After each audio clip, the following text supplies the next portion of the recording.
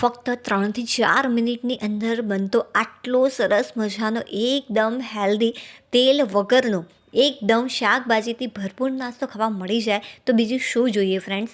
બાળકોથી લઈ મોટા સૌ કોઈને જે આ નાસ્તો છે બહુ જ પસંદ આવવાનો છે. જ્યારે શાક રોટલી બનાવવાની ઈચ્છા ન હોય અને ફટાફટ કંઈક હેલ્ધી ટેસ્ટી ખાવું હોય તો ચોક્કસ ફ્રેન્ડ્સ બનાવજો. એકદમ ચટાકેદાર લાગે છે અને દેખાવથી જ તમને આઈડિયા આવી ગયો હશે કે કેટલો સરસ મજાનો જે આ નાસ્તો છે સુપર સોફ્ટ અને ટેસ્ટી બન્યો છે. ચાલો આનો હું ટેસ્ટ કરી લઉં કે મને જે આ નાસ્તો છે કેવો લાગે. વાવ ફ્રેન્ડ્સ, ખરેખર એકવાર ચોક્કસથી બનાવજો. 100% હું તમને કહી શકીશ કે બહુ જ ટેસ્ટી લાગે છે અને એકદમ હેલ્ધી છે. તો ચાલો ફટાફટ બનાવવાની શરૂઆત કરી દઈએ. તો આ માટે પ્રોપર માપ હોવું ખૂબ જ જરૂરી છે. તો 1 વાટકી ભરીને મેં પાણી લીધું છે અને આ જ વાટકીની મદદથી તમારે બીજી પણ સામગ્રી એડ કરવાની. હવે સ્વાદ અનુસાર મીઠું, 1 ચમચી ભરીને જીરું એડ કર્યું છે અને 1 ચમચી ભરીને તલ એડ કર્યા છે. જીરાથી જેનો ટેસ્ટ છે બહુ જ સરસ આવતો હોય છે. હવે લઈશું અડધું લીંબુ. તો અડધા લીંબુનો રસ હું આની અંદર ઉમેરું છું. જો કદાચ લીંબુ ન હોય તો તમે આની અંદર અડધું પાણી મતલબ કે અડધી વાટકી જેટલું પાણી અને અડધી વાટકી જેટલી છાશનો પણ ઉપયોગ કરી શકો છો. હવે ઝીણા ચોપ કરેલા 2 થી 3 ચમચી ભરીને મેં લીલા મરચાં લીધા છે. ઝીણું ચોપ કરેલું ગાજર એડ કરીશું 3 થી 4 ચમચી જેટલું. જો તમારે શાકભાજી વગર તૈયાર કરવું હોય તો તે રીતે પણ તૈયાર કરી શકાય છે, તો પણ ટેસ્ટી જ લાગશે.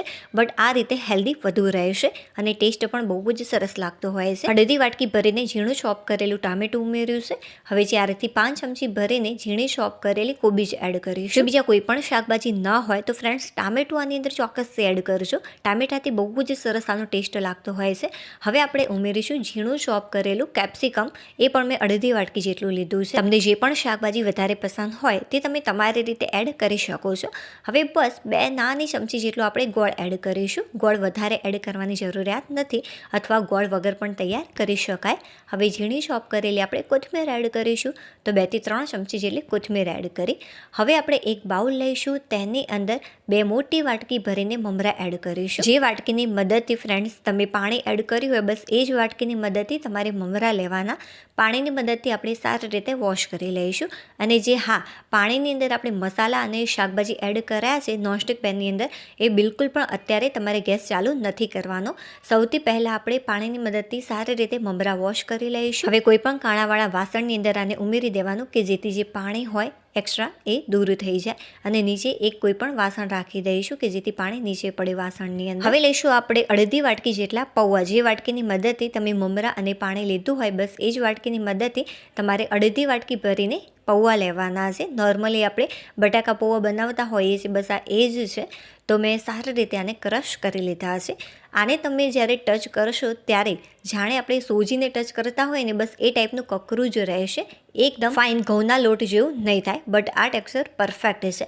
હવે આપણે ગેસ ચાલુ કરીશું અને આને મિક્સ કરી લઈશું. જો તમે પૌવાને ક્રશ કરીને રાખ્યા હોય તો તમારે શું કરવાનું, જે આ શાકભાજીવાળું મસાલાવાળું આપણે પાણી તૈયાર કર્યું છે એને ધીમા તાપે ગરમ કરવા મૂકી દેવાનું અને ત્યાં સુધી બાકીની તૈયારી કરી લેવાની. જેમ કે મમરા પાણીની મદદથી વોશ કરી લેવાના અને ત્યારબાદ કોઈ પણ એક ડબ્બો લઈશું. તમે પ્લાસ્ટિક અથવા તો સ્ટીલના ડબ્બાનો પણ ઉપયોગ કરી શકો છો. આ મજબૂત પ્લાસ્ટિક છે. હવે આપણે તેલની મદદથી સારી રીતે ગ્રીસ કરી લઈશું. જે મમરા છે એ પણ સારા એવા કોરા થઈ ગયા છે. જો ભીના હશે તો પણ કંઈ ફરક નહીં પડે. હવે ફ્રેન્ડ્સ જે આ શાકભાજી છે એની અંદર સારો એવો ઉભરો આવી ગયો છે. આને બહુ વધારે પડતું ઓવરકુક કરવાની જરૂરિયાત નથી. ઝીણું ચોપ કરેલું છે એટલા માટે ફટાફટ આ કૂક થઈ જશે. તો શાકભાજીને ઉકળતા પાણીની અંદર આપણે ફક્ત ને ફક્ત 1 થી 1.5 મિનિટ માટે જ કૂક કરીશું. આ રીતે ઉભરો વધારે આવે ત્યારે જે ગેસની ફ્લેમ છે તમારે ધીમી કરી દેવાની. હવે આપણે એડ કરીશું આની અંદર પાણીની મદદથી વોશ કરેલા મમરા. આ રીતે તમારે આખા જ મમરા ઉમેરી દેવાના. સારી રીતે એકવાર આને મિક્સ કરી લઈશું. મારા ઘરમાં ફ્રેન્ડ્સ ખરેખર આ રેસીપી ખાવાની બધાને મોજ પડી ગઈ અને ખાવા માટે ખરેખર પડી થઈ ગઈ. નથી આને બાફવાનું, નથી શેકવાનું કે નથી તળવાનું. એકદમ હેલ્ધી અને એકદમ ટેસ્ટી જ બનશે એક નવા સ્વાદ સાથે. જ્યારે તમે મમરા એડ કરો છો ત્યારે જે ગેસની ફ્લેમ છે તમારે ધીમી કરી દેવાની. ફક્ત મેં એકવાર મિક્સ જ કર્યું છે. હવે આપણે તરત જ જે પૌવાને ક્રશ કર્યા છે આની અંદર ઉમેરી સારી રીતે એકવાર મિક્સ કરી લઈશું. હવે જે ગેસની ફ્લેમ છે તમારે અત્યારે પણ ધીમી જ રાખવાની છે અને ધીમા તાપે સારી રીતે આને એકવાર મિક્સ કરી લેવાનું. પૌવા જે આપણે ક્રશ કર્યા છે એ એડ કરશો, તરત જે આ મિશ્રણ છે એ ફટાફટ ઘટ થવા લાગશે અને બિલકુલ પણ વધારે કૂક કરવાની જરૂરિયાત નથી. ફટાફટ ફ્રેન્ડ્સ બનીને તૈયાર થઈ જશે. મેં સારી રીતે એકવાર આને મિક્સ કરી લીધું છે અને સરસ મજાનું આ કડક પણ થઈ ગયું છે, મતલબ કે કઠણ પણ થઈ ગયું છે. આ રીતે થોડુંક કઢાઈ છોડવા લાગે અને કડક થાય બસ ત્યાં સુધી જ તમારે આને કૂક કરવાનું. અને જે ગેસની ફ્લેમ છે એ તમારે ધીમી જ રાખવાની, શરૂઆતમાં ફાસ્ટ રાખવાની. જ્યારે તમે મમરા એડ કરો છો ત્યારથી લઈ લાસ્ટ સુધી જે ગેસની ફ્લેમ છે એ એકદમ ધીમી રાખી અને આને મિક્સ કરવાનું. સારી રીતે મેં આને મિક્સ કરી લીધું છે. હવે બસ ઢાંકણ ઢાંકી જે ગેસની ફ્લેમ છે એકદમ ધીમી કરી ફક્ત ને ફક્ત અડધી મિનિટ માટે જ રાખવાનું. 1 મિનિટ માટે પણ રાખવાની જરૂરિયાત નથી.